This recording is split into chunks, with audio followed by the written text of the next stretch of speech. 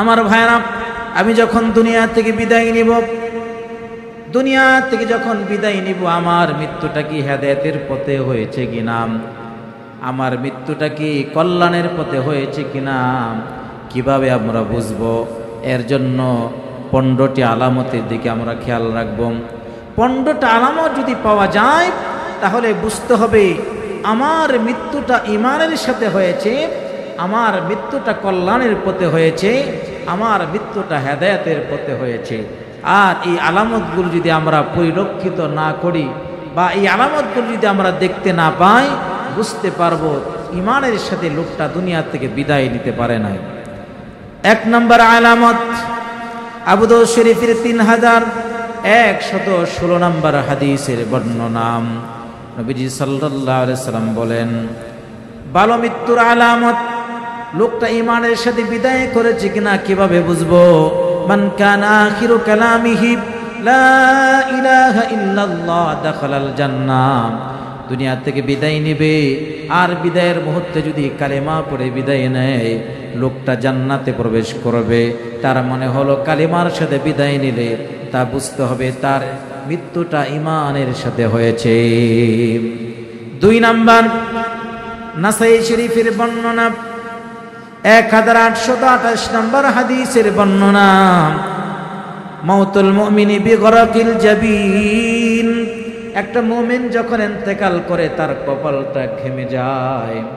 যখন কপালটা ঘেমে যায় আমরা বুঝে নেব তার মৃত্যুটা ভালোভাবে হয়েছে। ভালো মৃত্যুর 3 নম্বর আলামত, তিরমিজি শরীফের 1074 নম্বর হাদিসের বর্ণনা। قال النبي صلى الله عليه وآله وسلم ما من مسلم يموت يوم الجمعة أو ليلة الجمعة إلا بقي فتنة القبر। কোন ব্যক্তি যদি জুমার রাতে ইন্তেকাল করে অথবা জুমার দিনে যদি ইন্তেকাল করে, তাহলে আল্লাহ পাক তাকে কবরের ফিতনা থেকে হেফাজত করেন। অর্থাৎ যে ব্যক্তি জুমার রাত বা দিনে মারা যায়, বুঝতে হবে এই লোকটার কপালটা ভালো, এই লোকটা ঈমানের সাথে দুনিয়া থেকে বিদায় নিয়েছে। 4 নাম্বার, মুসলিম শরীফের 4835 নম্বর হাদিসের বর্ণনা।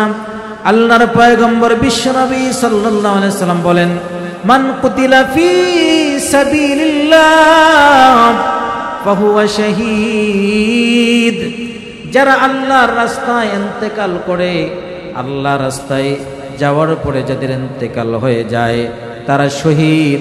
আল্লাহ পাক তাদেরকে শাহাদাতের মর্যাদা দান করেন। ওয়ামান মাতা ফি সাবিলিল্লাহি, যারা আল্লাহর পথে ইন্তেকাল করে ফাহুয়া শাহীদুন, তারা শহীদ।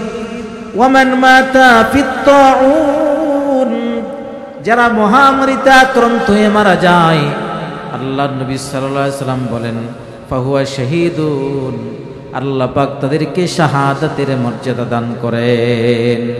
তার মানে হলো যারা এই হালতে মারা যায় তাদের ঈমান, তারা যেন ঈমানের সাথে দুনিয়া থেকে বিদায় নিল। 5 নাম্বার, লোকটার ঈমানের সাথে বিদায় নিয়েছে কিনা কিভাবে বুঝবো?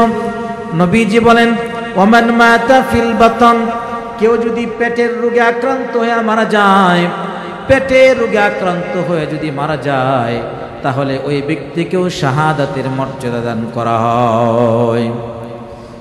6 নাম্বার, সহিহ বুখারীর 6052 নম্বর হাদিসের বর্ণনা।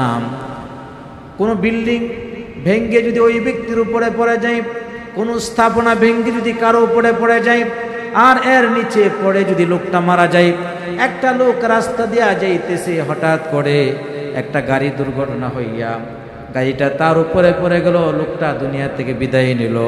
নবীজি বলেন এই লোকটা এই ধ্বংসস্তূপে পড়ে মারা যাওয়ার কারণে আল্লাহ পাক তাকে শাহাদাতের মর্যাদা দান করে। দেশে দেখা যায় বিভিন্ন সময় বিভিন্ন আন্দোলন হয়। এটা যেহেতু গণতান্ত্রিক দেশ, আন্দোলন হতেই পারে, কিন্তু দেখা যায় আন্দোলন যারা করে না, আম পাবলিক রাস্তা দেওয়া যায়, হঠাৎ করে গুলি খাইছে মারা গেছে, এরকম আছে না? হঠাৎ করে দেখা যায় ইট পাটকেল তার শরীরের মধ্যে পড়ছে, তার মাথার মধ্যে পড়ছে, রক্তকরণ হয়েছে, লোকটা মারা গেছে। এখন তাদের হুকুমটা কি হবে? আমার ভাইয়েরা, নবীজি 1400 বছর আগেই বলে গিয়েছেন। সুতরাং এটাও ধ্বংসস্তূপের বিধানের ভিতরে পড়ে যাবে। সুতরাং ওই লোকটাকেও আল্লাহ পাক রব্বুল আলামিন শাহাদাতের মর্যাদা দান করেন। নবীজি বলেন, রিবাতা ইয়াউমিন ফি সাবিলিল্লাহি আফদালু রুবামা ক্বালা খায়রুম মিন সিয়ামি শাহরিন ওয়া কিয়ামিহি ওয়া কি আযাবাল কবরি ওয়া নুমিয়া লাহু আমালুহু ইয়াউমাল কিয়ামাহ। আল্লাহ রাস্তায় পাহারাদারি করতে যাইয়া যদি কোনো ব্যক্তি দুনিয়া থেকে বিদায় নেই, আল্লাহ পাক রব্বুল আলামিন তাকেও শাহাদাতের মর্যাদা দান করেন।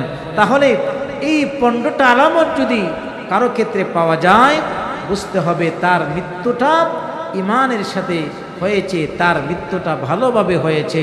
নতুবা ভিন্ন কোনো সুরতে যদি তার ইন্তেকাল হয়, বুঝতে হবে তার মৃত্যুটা ভালোভাবে হয় নাই। সুতরাং আমাদের মৃত্যুটা যেন হেদায়েতের উপরে হয়, আমাদের মৃত্যুটা যেন ঈমানের সাথে হয়, আমাদের মৃত্যুটা যেন ভালোভাবে হয়। আল্লাহ পাক রব্বুল আলামিন আমাদের সবাইকে কবুল করুক। আমরা সকলে পড়ছি আমিন।